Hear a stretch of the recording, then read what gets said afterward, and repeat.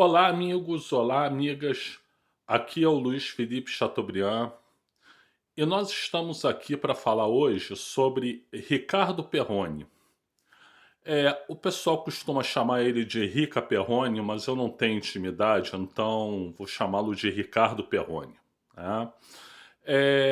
O Ricardo Perrone é um jornalista esportivo que tem como base a internet, mais precisamente aqui o YouTube, né? Então ele tem um canal no YouTube que ele faz comentários, enfim, ele fala sobre futebol. Normalmente ele fala sobre futebol.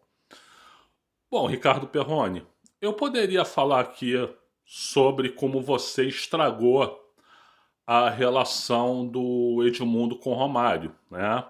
Porque dito pelo próprio Edmundo, você é o principal responsável, né?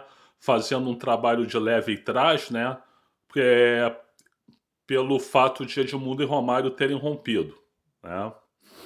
Eu podia falar também, o Ricardo Perrone, sobre uma situação que foi amplamente noticiada, que você recebeu, fez uma encomenda pelo iFood de uma comida, recebeu a comida em casa, só que não quis descer para pegar a comida, não quis descer do seu apartamento, né? Quis obrigar, ou queria obrigar o entregador do iFood a ir para o seu apartamento para fazer a entrega, né? Quando as regras do iFood, elas são claras em dizer que coisas desse tipo não devem acontecer. Mas você queria forçar a barra, né? Bom, falta de noção, né, Ricardo Perrone?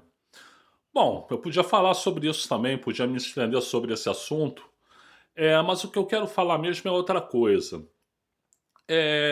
Não vejo vídeos seus com frequência no YouTube, mas dessa vez eu estava vendo um vídeo em que você falava sobre como o presidente do Vasco, Pedrinho, do Clube Associativo do Vasco, Pedrinho, ele tá de mãos atadas para poder fazer alguma coisa pelo futebol do Vasco, né?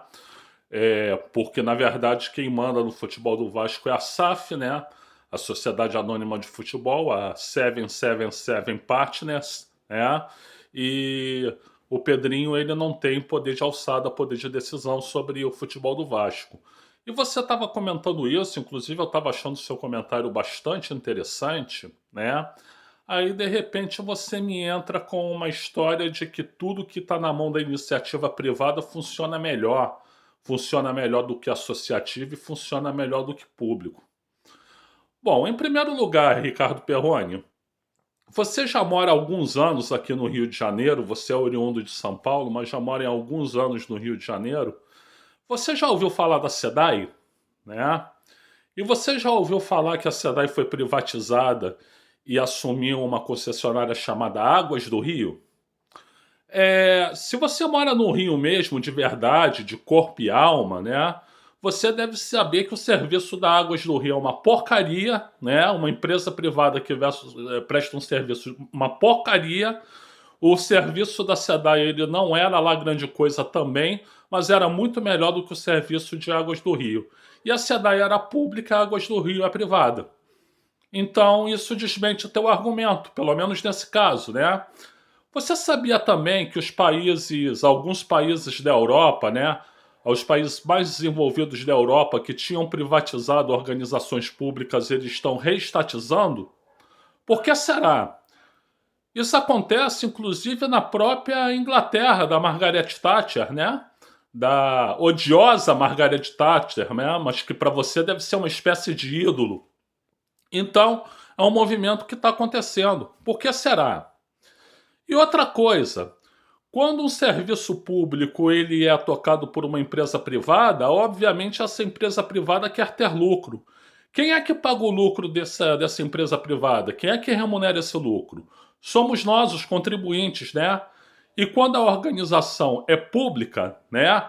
Uma organização de natureza pública, ela é tocada por uma empresa pública ou por uma organização pública, o interesse não é o lucro, o interesse é exatamente o interesse público, né? Então não precisa o contribuinte remunerar o lucro de ninguém. De modo, Ricardo Perrone, que eu diria o seguinte para você: você entende de futebol, se concentra em falar de futebol.